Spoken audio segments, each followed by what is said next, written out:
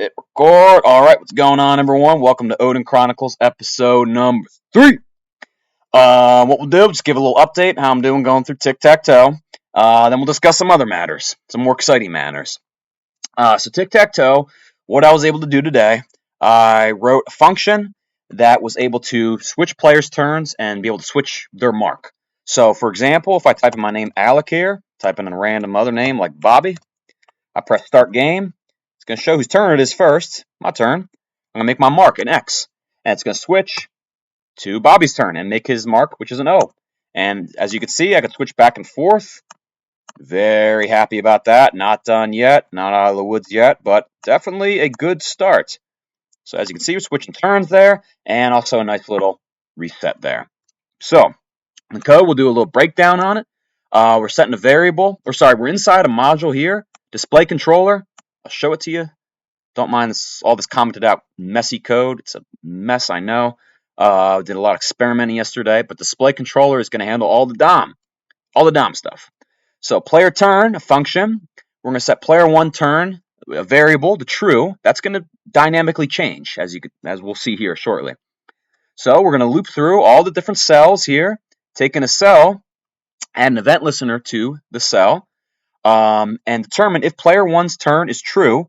We're going to grab this output field here. We're going to print a message there and put player A's turn. So in that case, player 1 was Alec. It's going to print, Alec's turn right there to that little output field. And then it's going to be able to make its mark, which is an X. And then right after we did all that, made its mark, printed its name, we're going to turn that player 1 value, player 1 turn, back to false. So this else if block can run, which basically just does the same thing. It's going to grab that little output field. It's going to print whose turn it is and be able to make their mark. And it's going to set it back to true, so that can just keep cycling back through. Okay, that takes care of that there. Give a little shout out to this guy who helped me out in Discord today. This grenade pit taken to Bradley. Thank you very much, sir, for the time. I appreciate it. That's what's going on with tic-tac-toe. So what I want to do next, I want to get my logic all down in my gameBoard module up here. gameBoard houses all the internals of the game, like checking for win, setting a cell. Like if I click on here, it's going to update the contents of that cell, like right here in that board. And it has a reset board function there. So I just want to work on all the internals of the game and then connect it to my DOM a little bit better. I know when I was working with the guy earlier that he wanted me to get all my logic inside gameBoard first and then start worrying about DOM manipulation, things like that. So he's giving me some tips and advice, which I'm going to go implement and just take it from there. So that's tic-tac-toe update. We'll move on to more exciting matters. We'll talk about today what I think is good coding music. I personally love movie soundtracks when I code. Some movie soundtracks that I like is number 1 is Gladiator, number 2 Braveheart, number 3 Shawshank Redemption, and number 4, which I'm not afraid to say, Titanic. Titanic has an awesome soundtrack, and it's an awesome movie too. If I had to pick one, I'm going to actually include one more. National Treasure. I think National Treasure has an excellent movie soundtrack. If I had to pick my favorite one to code along with, I'd probably pick National Treasure. And the reason I like movie soundtracks, I just find classical music like really soothing, relaxing. It can be really intense at times too. So it just makes the whole coding experience like that much more better because everything's like the music's so intense. So yep, big fan of movie soundtracks. What else? I want to talk about sauna and relaxation too. So I'm a big fan of the sauna.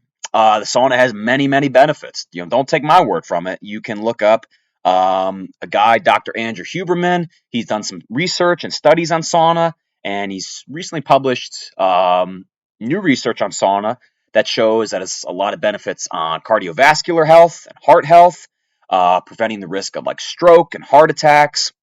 It's also used for relaxation too. I always notice that when I do the sauna, I sleep a lot better.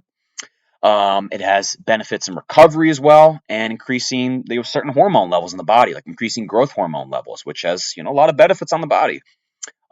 Big fan of the sauna. They have a sauna at my jiu-jitsu gym, which I currently go to. And I always make sure to use it after practice. It's really great addition to the gym for sure. Last thing I want to talk about is relaxation. How I like to relax. I know I mentioned in earlier videos. I mean, I like to read a lot of different books I'm reading. I notice I like to write too. Even just anything, just journaling my thoughts or writing about current events or things that are on my mind. Just always knows writing's a really good way for me to unwind and decompress. Like doing jujitsu as well. Like taking, a nice little stroll with the dog.